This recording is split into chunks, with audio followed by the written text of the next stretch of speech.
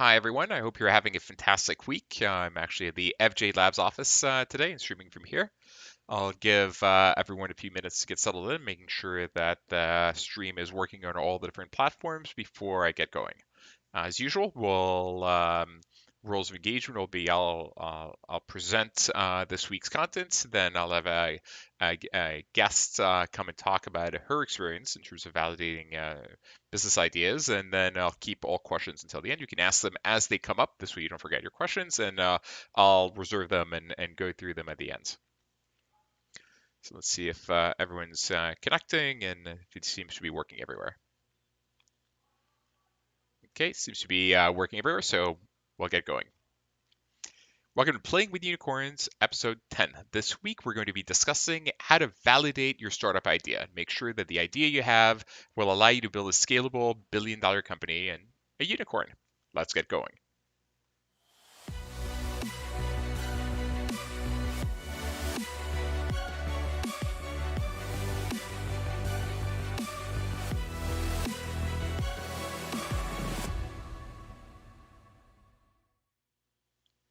So last week we discussed how to come up with brilliant business ideas. The issue is often that the idea, while important, um, does it while actually the genius is in the execution, the idea does matter. And you need to make sure that you pick the right idea because once you're going down the path, like pivoting is actually extremely difficult.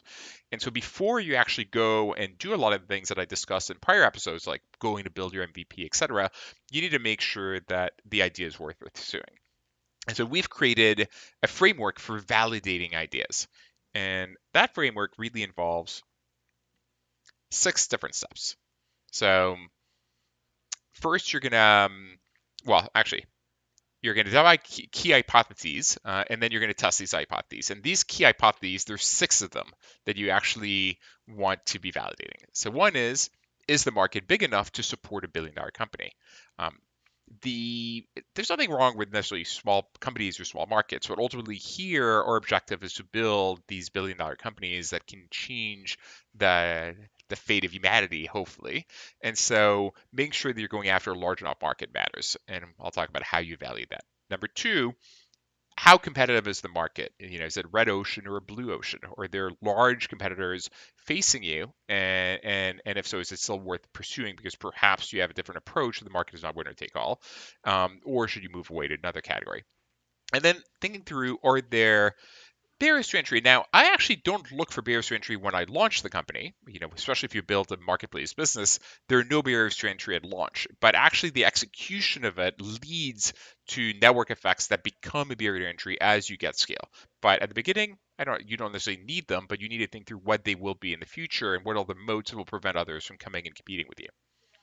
Number 3, very important in marketplaces, less important in other ideas, is how fragmented is the market. And you need fragmentation both on the supply side and the demand side. If there's massive concentration in either side, most likely you are not actually building a marketplace. You're a distributor for the people that have the market power, and you're not going to be able to take a rake, and you are not going to have the ultimate network effect type dynamics of marketplaces. Number 4, what is the value proposition of what you're offering? And you need to make sure that you have a compelling value proposition for both the supply side and the demand side. Now, for all of these, of course, I'm giving the general categories. There will be specificity based on whatever idea you have. Number 5, are the unit economics compelling, which usually means you need either high average order value or recurrence, or ideally both. And you want to make sure that you're in a position to recoup your customer acquisition costs within 6 months. You want to maybe 2x it after 12 months and 3x it on a net contribution margin basis after 18 months.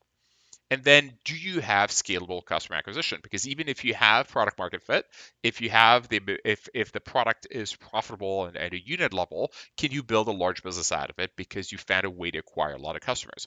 And it doesn't really matter what it is. It could be a sales team if it's a B2B, it could be paid marketing, it could be viral if you have a viral loop, but you need to make sure that you have a repeatable, scalable acquisition channel that allows you to build this. Now, these are the 6 general categories. Of course, they have to be specific to the business you're going after. Now, the next thing I would do after you've defined what your hypotheses are is try to figure out what you think the unit economics are going to be.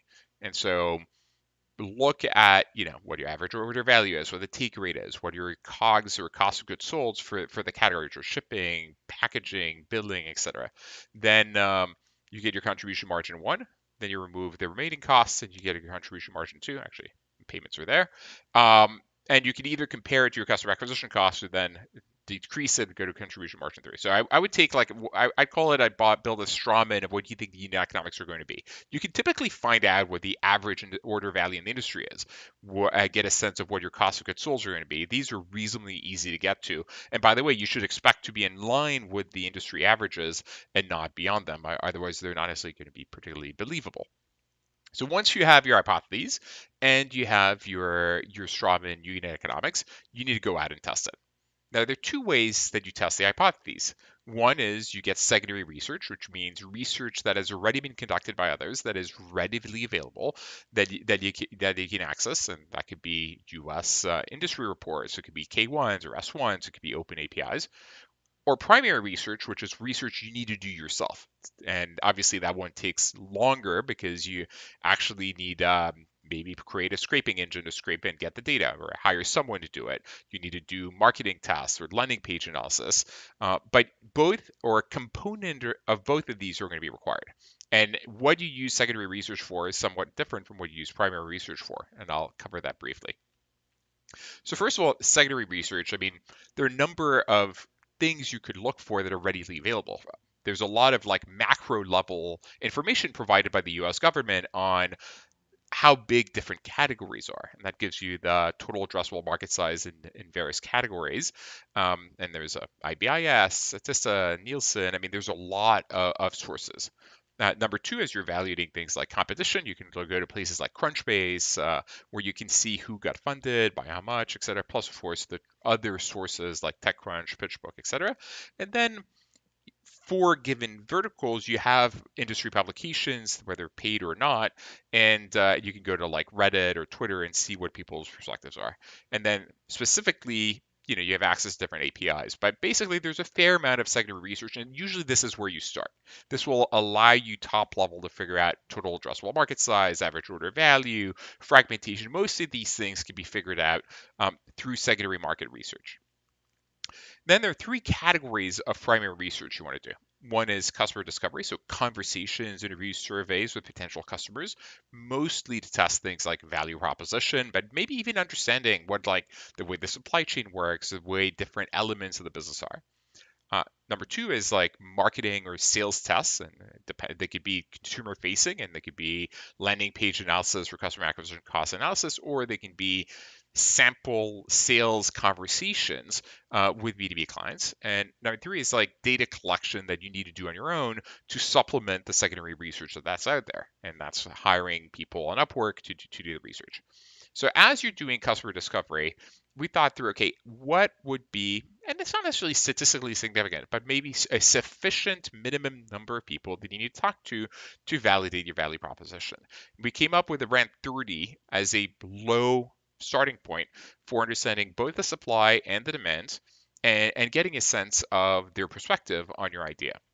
Now, you need to be really careful in the way you conduct these conversations and these interviews because most people want you to be happy, and so they want you. If you ask if they like your idea, most people want to please you, and they will say yes. And so the way you ask the question matters a lot, and you should check out the MOM test in terms of making sure that you're not asking leading questions where you're getting to the answer or the answer you want as opposed to the real answer. But I would have these in-depth conversations to really understand the value proposition and keep refining what it is that you're offering, because you want to make sure you're not offering, you're building a real company and not a feature, especially a feature that's easily replicable and that people may not value as much as you think they should. Next thing is when you're doing marketing and sales tests, here you're most likely going to be landing page analysis on if it's a consumer facing product as you're evaluating what your customer acquisition costs are.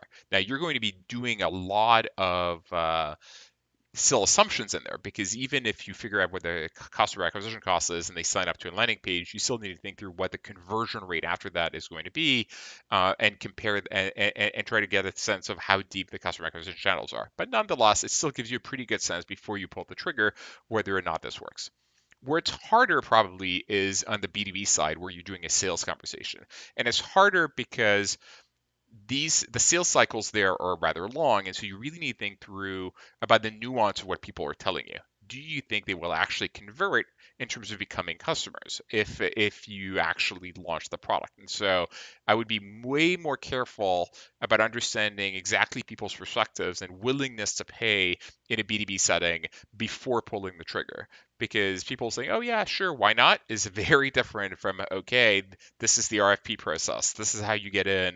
This is how long it's going to take. And on average, on the B2B side, by the way, try to be in businesses where the sales cycle is less than 1 year. Frankly, ideally, a lot less than 1 year, where 3, 4, 5, 6 months, you can onboard the customers and you can verify whether or not you're going to be in a position to have an attractive business. The number three is very often the top-down macro analysis from secondary research is not sufficient to make sure and to validate the idea you have. You really want to go and look in depth at something. And so you you can complement the data that's available top down by doing things like scraping. So for instance, we've noticed many sites actually put their categories or the top selling items online. And so you can actually just scrape them and see exactly what are their sales. You can completely reverse engineer the sales of sites, whether they're in the category and you're interested in whether the way the category works, or they're direct competitors and you're trying to think through what SKUs you should be offering. And you can do this, with data sets, and frankly, you can use this usually by hiring third parties. I mean, unless you know how to code, wouldn't expect you to do it yourself. And so you would go to Upwork and find people to do it, or there are companies like ZoomInfo or RocketReach to do this. Now, going back to the underlying original 6 assumptions, what you should try to validate with secondary research versus primary research. So the market size, you start with secondary research because you need to know how big the category is. But actually, that's not enough, because if you only do secondary market research, like, oh, the grocery market is huge. It's 545 billion a year. But the reality is you may actually be going after a specific segment of it, only staple foods that are high quality, that are targeting people with an income over 50K or 100K a year. And so you, in addition to your bottom down or top down analysis, you want a bottoms up analysis of the specific market you're going after, because it's very easy to like deceive yourself in believing the category you're going after is very large, whereas in fact perhaps the subsegment is small. Number two, on the competition side, typically that you can figure out online. You don't need to do any primary research. It's available, just basic Googling and looking at Crunchbase. You should be able to identify who the competitors are, what they do. Same thing on whether or not the market is fragmented. And most of the general data in the industry you can find. The part where primary research is really important is value proposition. I mean, really make sure you understand the nuance of what you're offering.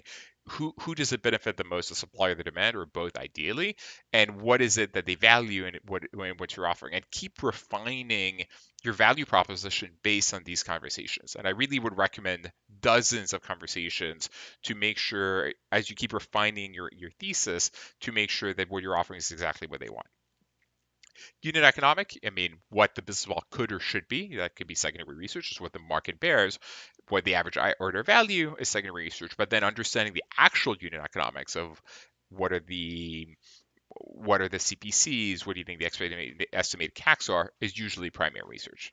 And same thing on whether or not the acquisition channels are scalable is usually primary research in terms of like understanding how many keywords and what the volume is for on Google or Facebook, or if you have a sales team, identifying who are the leads you can reach out to, what the sales cycle would look like, is all primary research. So let me give you a few specific examples, and then I'll invite someone to walk us through how she validated an entire idea from start to finish. So a few examples and of validating different things. So one is a value proposition validation. We had an idea that we should build a B2B manufacturing company. So it's a company that would sit between the beauty brands and the manufacturers. And the thesis that they were unhappy on both sides, frankly, with the conversation and the lack of transparency as to where the companies were in the building process, how much capacity they had in their factories, what pricing they could support, et cetera. And so perhaps building a marketplace between the beauty brands and the manufacturers that are mostly in Asia and in China would make a lot of sense. And so we actually sent an email pretending that we would offer this, and we reached out to 275 beauty brands and 100 beauty manufacturers. And actually, the original response was very encouraging. People were like, they opened the email, they I mean, a 50% to 80% open rate, and then a 15 to 20% click through rate of people saying, hey, um, what we are interested, we want to know more. But as we started having conversations, we realized the beauty brands valued it, but the manufacturers didn't. So the supply side liked the opacity. They liked the fact that there was no competitive bidding mechanism on pricing between the different potential manufacturers. That they couldn't that the demand side could not actually understand what percentage of the revenues they represented or what their overall current capacity was. And so because the supply side valued the opacity, we ultimately invalidated the idea. But as you can see, it took a while because we had to find out who the beauty brands were, who the beauty manufacturers were. We had to create an email that looked very legitimate as though coming from a company in the space to validate the value proposition, trying pricing, etc. And then we need to have conversations once they seemed intrigued to verify whether or not this was something that would be interesting. And it took enough conversations, especially with the supply side, to realize, oh, this is not an idea that we should pursue. And so we invalidated it. Second example, and again, we invalidated for this category, and once you invalidate it for one, you invalidate it for all, so we killed the idea.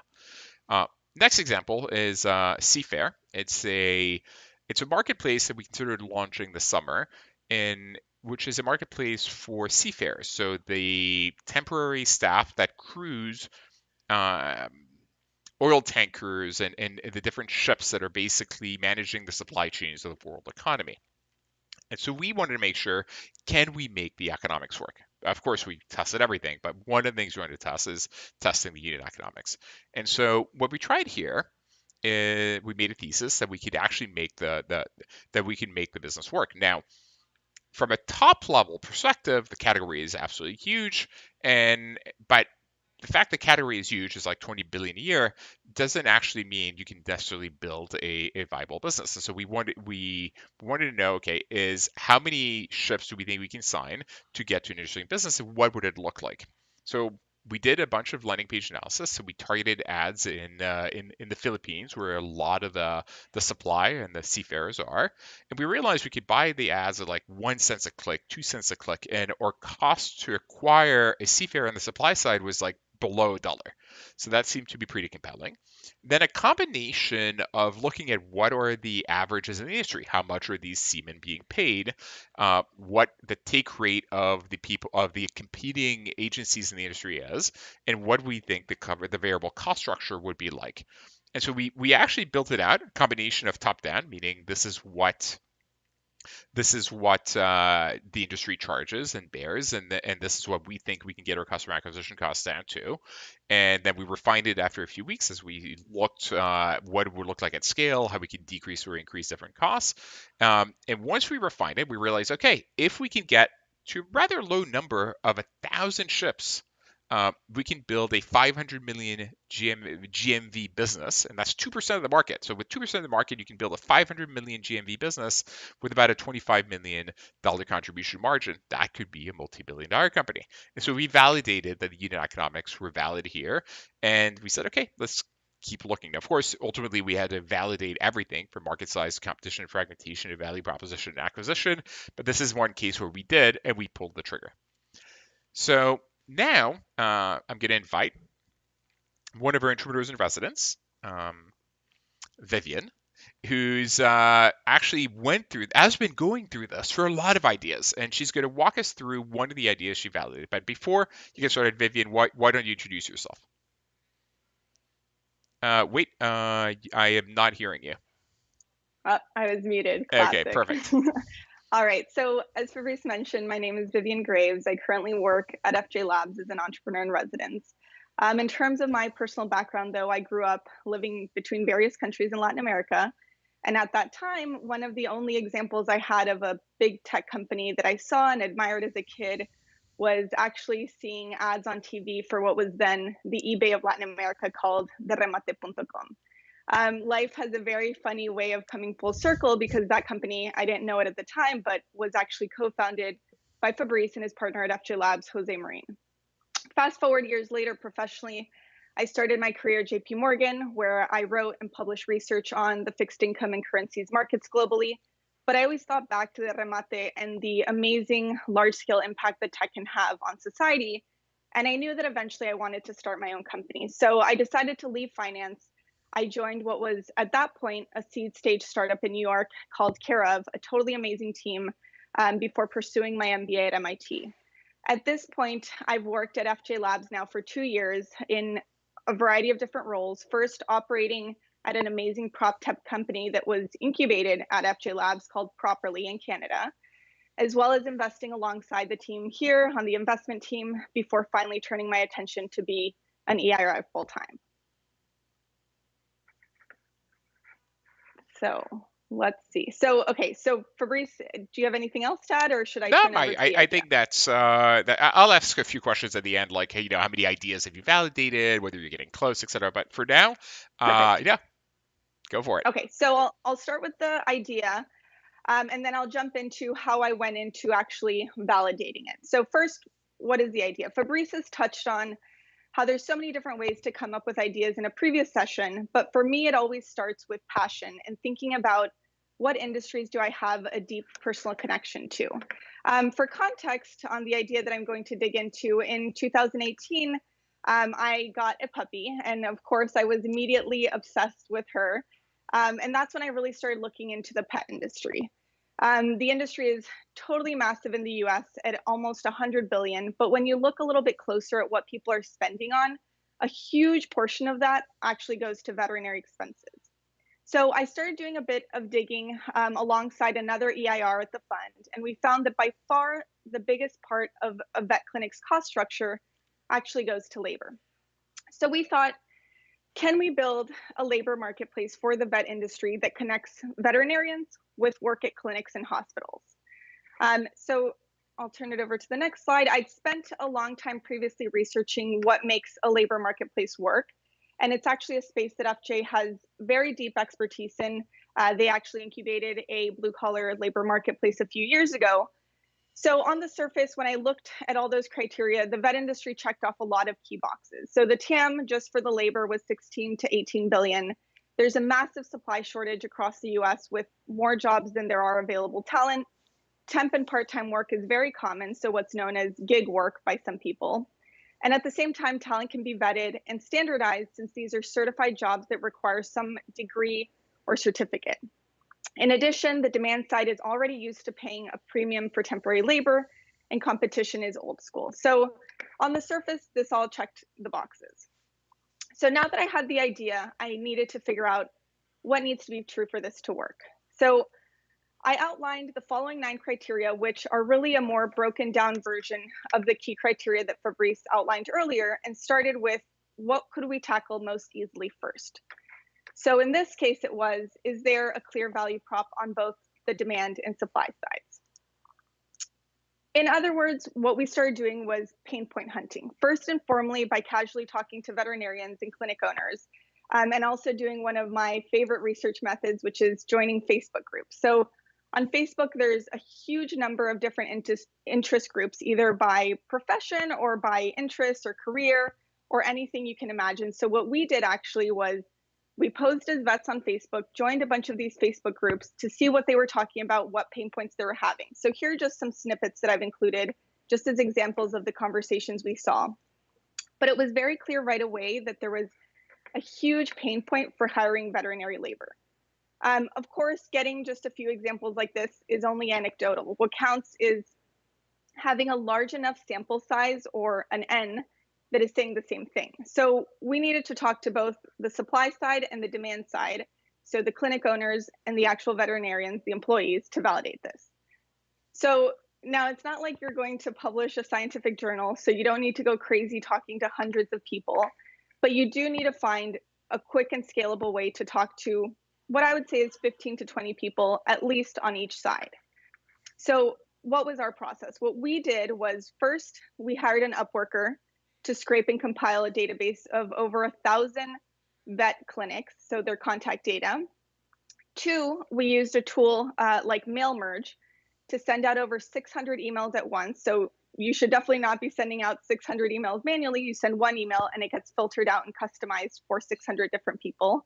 And then three, this resulted in 45 or so actual interviews that we had with a veterinarian on the phone who was willing to talk to us about what it was like to run and own a practice. I do want to stress that most of your time here should be spent actually conducting customer interviews, not trying to set up and talk to people. That really is a waste of time. You want to maximize every hour you have so you can go through the idea as quick as possible. On the supply side, we did the same thing. We used an Upworker to scrape and compile a database of temporary vets, reached out to an initial portion of them and converted. We actually had a better conversion rate. So we converted 20 of those 40 to actual phone calls where we were able to talk and hear about their actual experiences as veterinarians working in temporary jobs. All right, so next, what we thought was, okay, let's define the business model and the monetization strategy. From that, we could reasonably deduce what would be the average order value, what would be the purchasing frequency, to get a rough sense of what the unit economics should look like. As we researched the vet industry further, though, it was very clear that the most compelling model for this segment was actually to build a staffing business model, meaning we would create a transactional marketplace that would connect short-term vets, which in the industry are known as relief vets, with vet clinics for flexible staffing positions, charging an industry standard rate of 15 to 20% take rate on what they were paid hourly. So staffing for relief vets was particularly compelling to us because it targeted the segment of labor that saw the most frequent transactions. So relief vets are normally hired on a weekly or daily basis for shifts when they have to fill open slots at a vet clinic. This would, in our mind, create network effects at scale so that we wouldn't need to spend time acquiring new supply for each transaction, and we could tap our talent pool for roles at different clinics. And this is something that is inherent to marketplaces. At the same time, vet clinics were already used to paying very high premiums to get relief vets through staffing agencies, so we weren't really changing behavior substantially. And then lastly, we felt that since there were no one-to-one relationships, meaning relief vets would source jobs from many different clinics, it was unlikely we would be disintermediated if we created the right tools and product. So what did this mean for unit economics? We started with what's called back of the envelope unit economics. So very rough surface level unit economics, but they did look very promising. So to walk you through the numbers I have here, we started with the average order value. In this case, that meant what were the average wages that were paid for a one-day shift for a relief vet. In this industry, it's around $1,000. We assumed with a 20% take rate, that meant we would be making $200 on each transaction. Now, there's a lot of other costs that we plan to hone in on later on in our process, such as customer acquisition costs, any variable costs. But at first pass, these numbers look good enough to move on to the next questions. That took us to market fragmentation. Oops, I'm getting ahead of myself. That took us to market fragmentation. So this is particularly important for marketplace businesses. Fabrice mentioned that earlier. Fortunately, in most cases, this question can be answered fairly quickly using secondary research such as Statista or reports from IBIS. We specifically looked at IBIS reports for this case, and we looked for what was the distribution of vet clinics by ownership. We found that the majority of the market is actually made up of small clinics or small chains of clinics, not a large chain of thousands of hospital units. And in fact, if we looked at the largest national consolidator, they only had 5% of the market. So it was very, very fragmented. And this was an easy check for us, and we could move on to the next question. Next, we looked at the competitive landscape. This was, for us, pretty easy since we had had so many conversations with vets and clinics already through our primary research, the reality was that there was a pain point here and a problem because hiring for vets was such a tough thing. There was no really great option out there. Most of the tools or techniques that people use to find a temporary veterinarian were limited, were fragmented, inefficient, unscalable, things such as word of mouth or just posting on Facebook. So it was pretty clear to us that there was not a huge competitor already out there. But what we also did was we combed through tech databases such as TechCrunch, looking for any direct competitors that had raised a substantial amount of money. At that point, we didn't find anyone who had raised beyond even a pre-seed. So we felt confident that there was no large incumbent that we would be going up against. That brought us to sales cycle. So the question for us was, could we lock in the demand side, meaning contracts with vet clinics and hospitals, in a relatively limited time frame, specifically under a year? Here, we definitely had to get very creative. As Fabrice mentioned earlier, it's not always the easiest, especially when you're doing B2B sales tests. So what we decided to do was to first set up a website using a low-code landing page builder. There's a lot of options out there.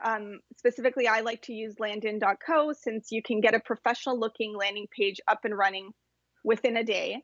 And again, the key here is speed. Do not spend weeks or lots of money building this because it's just ultimately going to be a waste of time.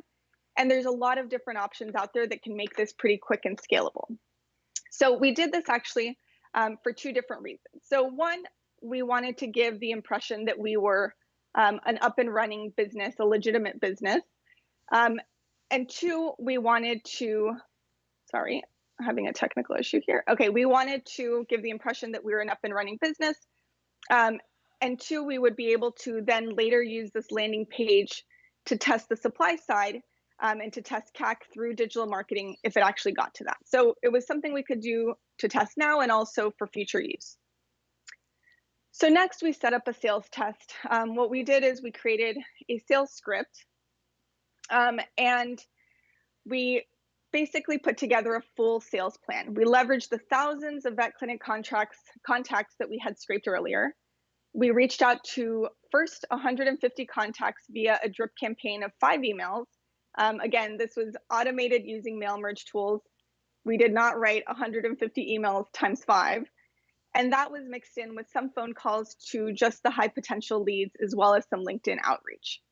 What we deemed as a success was if a customer was willing on our call to pay for access to the platform, which of course did not exist. So we never actually took any payments, but this was enough for us to gauge who was truly interested.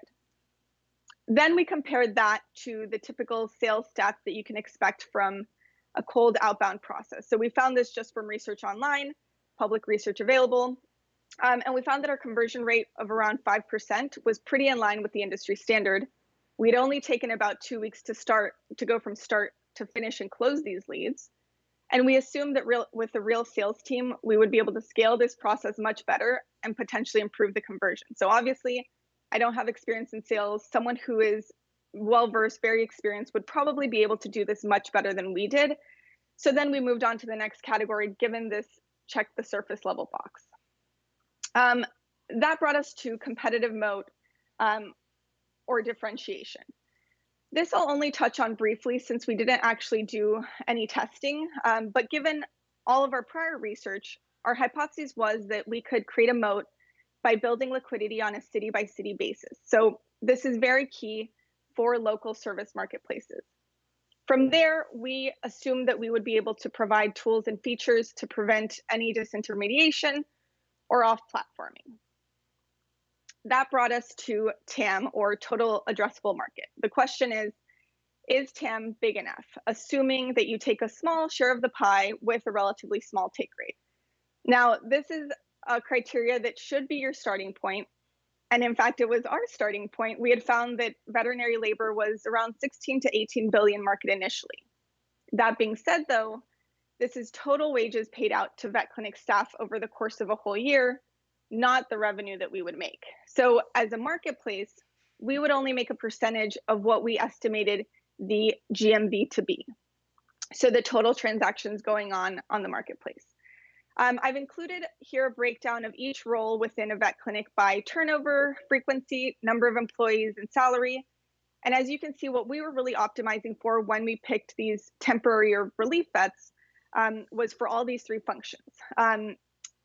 Temporary work was the only one where we found high frequent transactions, meaning it was one of the only ones where we could charge a take rate on each transaction. If you look at the veterinarian category, a full-time vet doesn't have that much turnover. Ideally, a vet clinic wants to keep a vet for at least a year, if not many years at a time. So we didn't feel we could take a take rate on those transactions.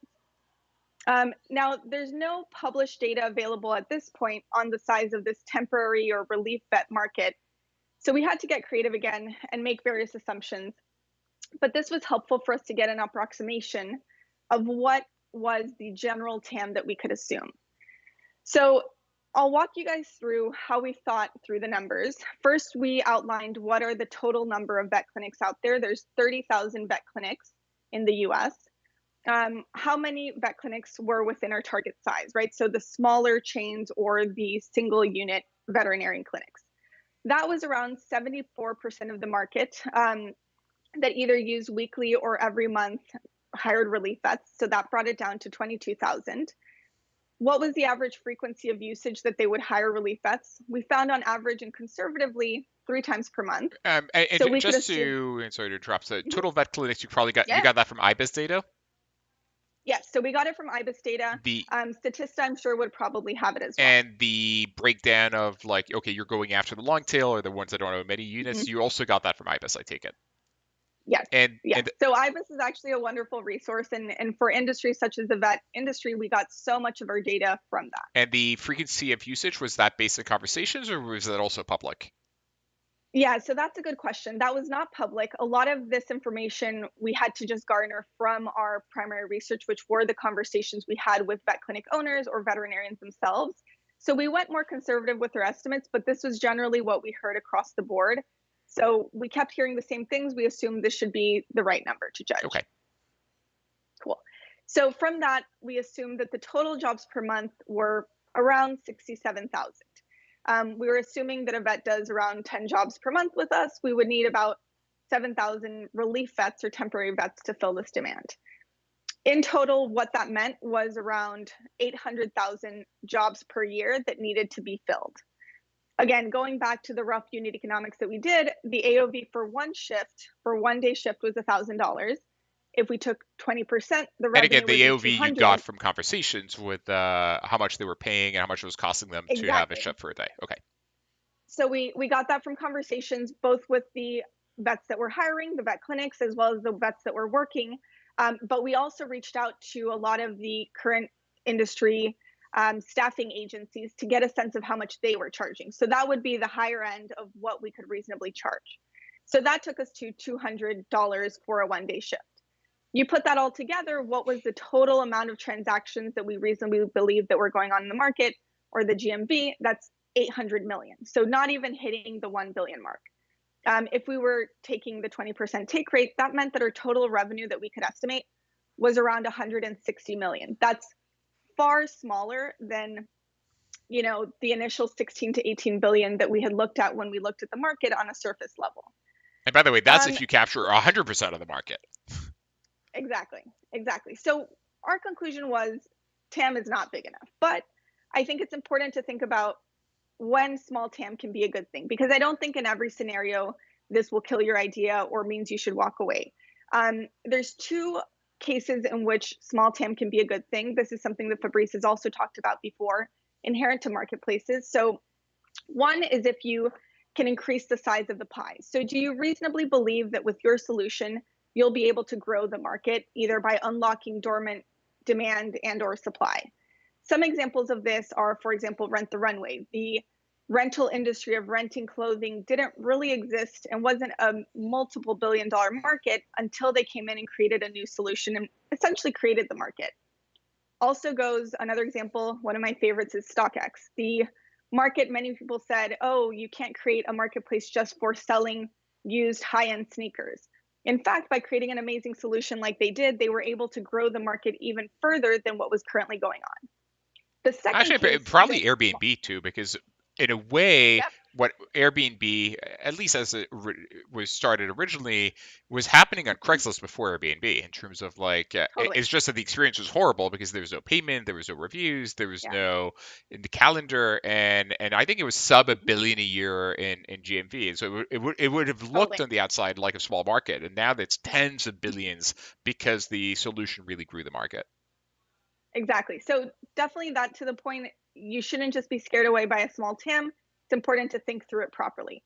For our idea specifically, we felt from all our conversations, and again, this was more through our primary research, we didn't feel that we could increase the size of the pie substantially more than what people were already engaging in. Vet clinic owners did not want to transfer their full staff to being temporary or part time. They actually preferred having a lot of their staff be full time. So we did not think we could increase the size of the pie. The second case in which small TAM can be a good thing is if you can eventually go into a conjoined category, leveraging either your supply side or your demand side to expand into another area or another industry. So, an example of this, they are not currently doing this, but a company that actually has invested in that we love is called Trusted Health. So, what they do is they're a marketplace connecting temporary registered nurses with jobs at different hospitals. So, this seems very similar to and analogous to ours with the vet industry. That being said, Trusted could reasonably in the future leverage their existing contracts with hospitals or different clinics to say, okay, now we will also enable hiring temporary staff for medical doctors or medical assistants, many different other functions, leveraging their demand side to create and go into another industry. In our case, we initially thought, okay, perhaps we could go into other categories that have similar dynamics, similar trends, such as the dental industry or other human medical industries. But once we thought about it, the supply side was different, the demand side was different, so there were no synergies that we could really leverage. So that was also crossed off for us. So in conclusion, small TAM can be a good thing. For our idea, we felt it was a deal breaker, and we decided to move away from the idea and not pursue. So how long did it take you to for this idea from like the day you had the idea to the day you did all the tests and to killing it? Because Yes. obviously a lot of work clearly went into this. Yeah, so it was a lot of work, and keep in mind that it was two of us doing this, so we were able to move really, really quickly. We leveraged a lot of tools such as using Upworkers or mail merge to really optimize our time. But it took us around, I'd say, 1 to 2 months to go from start to finish. And this, for context, is to go all the way through all the criteria to really flesh out each one to what we reasonably believed was a good answer. So roughly, I would say 2 months. And the beauty manufacturing idea, how long did that take to invalidate? That one, from what I remember, was around a month. But that again was killed fairly earlier in the process, and we didn't go into every single category. So in terms of tools you use, so we talked a little bit about like mail merge in terms of like sending obviously a Mhm. lot of emails. What's the landing page tool that you like the best? So the one I like the best is Landon.co, but there's many out there. They are paid. landin.co? LANDEN. Den.co, okay. Landin.co. .co. Okay, great. There are many out there. They are paid, but it's pretty cheap just for the most basic plan. So I'd say around, I don't know, $10 to $15. Any other tools you use that you think are interesting, paid or free? Yeah, so I'd say the two things we leveraged the most was really Upwork. We found that there's a lot of amazing, highly skilled talent that you can get for a relatively low cost, and they can be way more efficient than you can, right? So a lot of the scraping we did would have taken us days, if not weeks, to get so much data. Instead, we hired amazing scrapers that were able to get that in the matter of 24 hours. Second, what we also leverage and something that I don't actually hear about very often is Facebook communities or Facebook groups. Um, Facebook has a wealth of knowledge if you're just able to go in and tap into these Facebook groups to hear what people are talking about. And often we would actually reach out to those people individually and ask, are you willing to talk about your experience?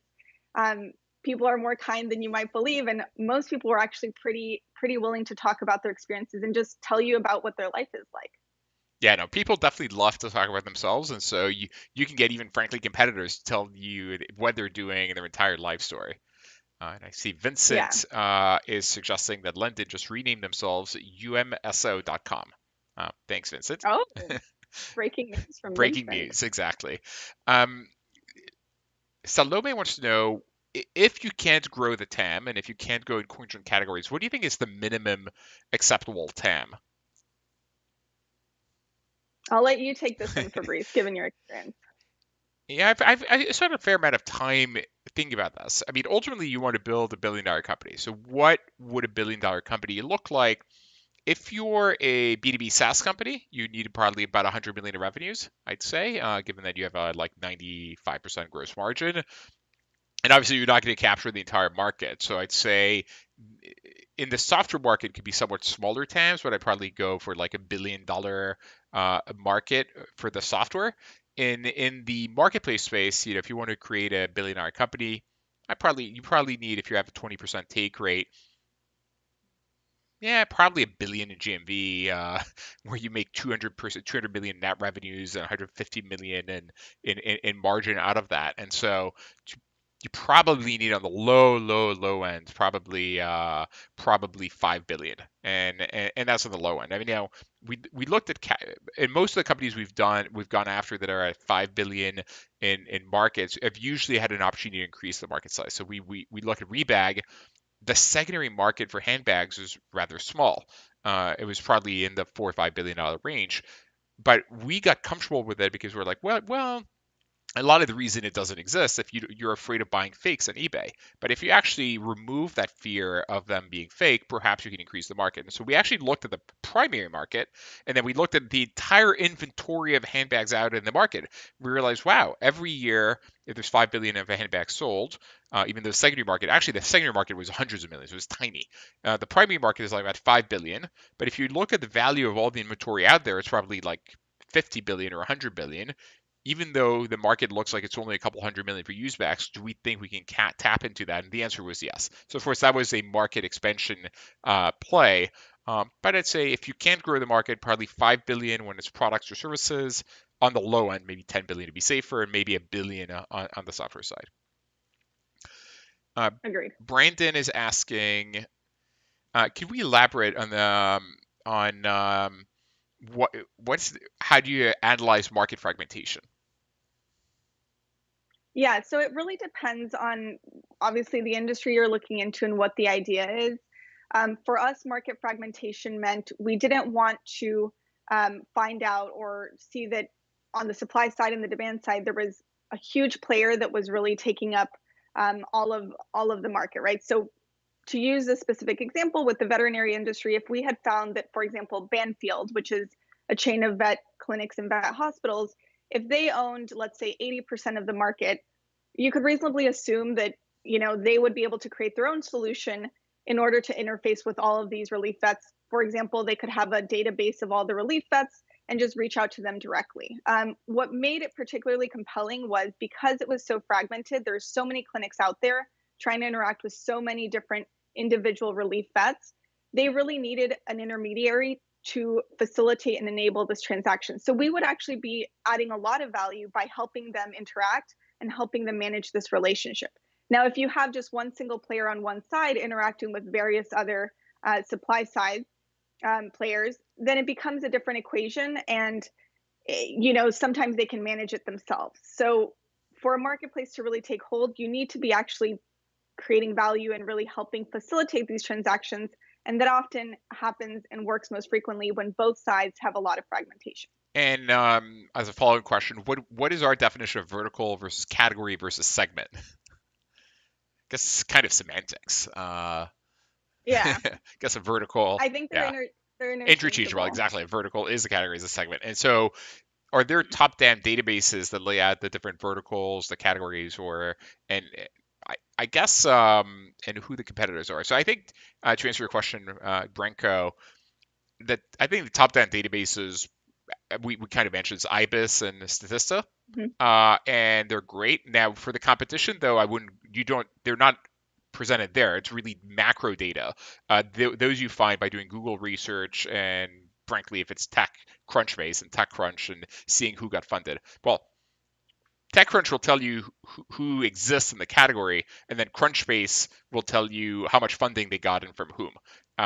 If you have PitchBook, even better, but PitchBook is expensive, so most people don't have access Yeah. to it. So yeah, Crunchbase public data is frankly good enough. Anything else? Yeah. And the other two that the other two I'll note. So PitchBook is very expensive. IBIS is paid as well.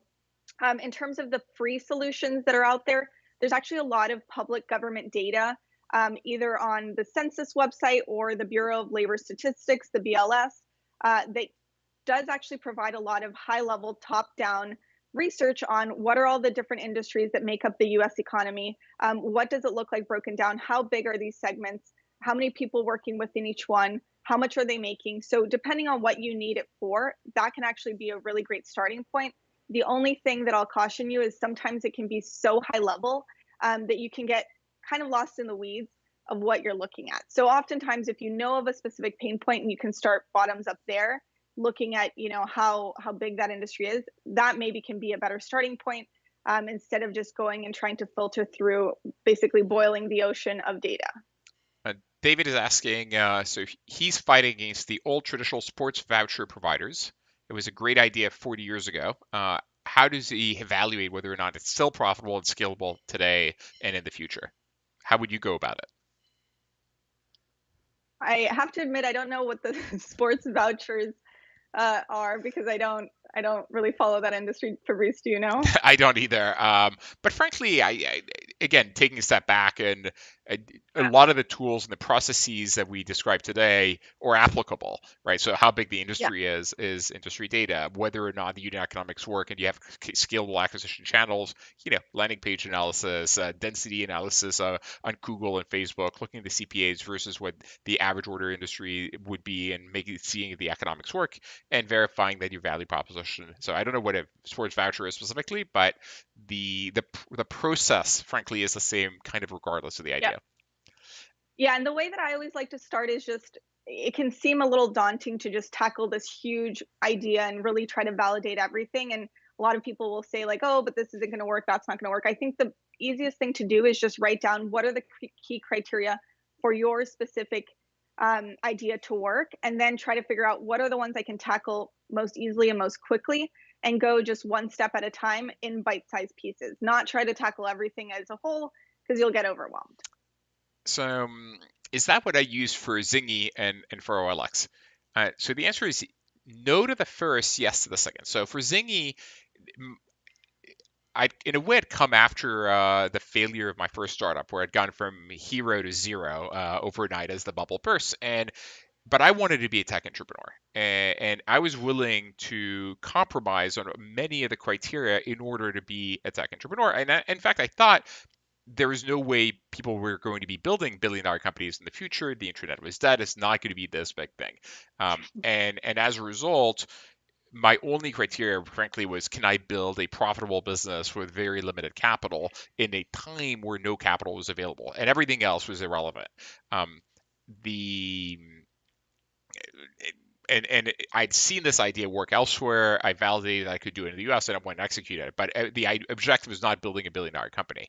Once later, after I sold that company, it turned out the internet wasn't dead after all. I went back to my criteria, and frankly, it's the same criteria I used for the first company I built, which was an eBay for Europe. And so the criteria from that perspective have not really changed. Now, do I think these are the criteria that Zuckerberg or Musk or Bezos used? Yes and no. So Zuckerberg, absolutely not. It was more like a cool site he wanted to build, and it turns out that it led to a lot more. And so he didn't necessarily think through business model, unit economics, etc. And it's not to say that you need to use this process. The thing is, the 5-year survival rate of a startup is 7%. If you don't use this process and you just launch a passion project, your likelihood of failure is really high. It doesn't mean that it's not going to succeed. There are definitely counterexamples, and Google also falls in that category. The Google founders never thought through what the business model was going to be. They just found a better way to do search, and later kind of stumbled into a business model when another company, GoTo, invented it. And so it's not required, but it helps. Now, Amazon, Jeff Bezos was way more deliberate. He said, okay, I'm launching with books because books have a long tail. That long tail is not going to be addressed by the Barnes and Nobles in the world because they cannot have infinite inventory. I'm going to be in Seattle because that's where Ingram, the biggest book publisher in the world, distributor in the world, is located. Therefore, I'm going to have access to inventory quickly. I'm going to be able to distribute. So he was deliberate, and if you look at almost everything he's done from the launch to today, it's been like continuing the same underlying vision and delivering on his original thesis. So for him, deliberate. For others, it's more a passion project that then they try to make work into because they absolutely wanted it to happen. I don't think Elon did an analysis of like business model, but he was like, I want to electrify the the the transportation system, and I want to get people to Mars. How do we go about doing that? And it wasn't driven by in general market analysis as opposed to a passion project, which is by the way totally fine. And it's just many passion projects end up not being particularly large or particularly successful, though we do have counterexamples. So how many ideas have you evaluated, Vivian, since you started the IR process and killed? A lot of ideas. I think I have lost count at this point, but one thing that's important to keep in mind is oftentimes when you're validating ideas, it really isn't this 2-month process of going through every single criteria. What works best is if you try to kill ideas quickly and early to figure out, okay, this doesn't work, let me move on. With this vet idea, it was particularly painful because we found that there really was such a strong need for this in the market, and we really connected with the industry. But I think the ideal solution for ideation is to go as quickly as you can and to move on to the next thing when you find that the answers you're getting aren't really what you are looking for. So how far do you think you are from launching your company? I would say very, very close. Good. Well, Yeah. thank you for joining, and we will be off next week for Thanksgiving, and I guess we'll restart the next episode on December 3. So thank you for being here. Thanks for having me, Fabrice.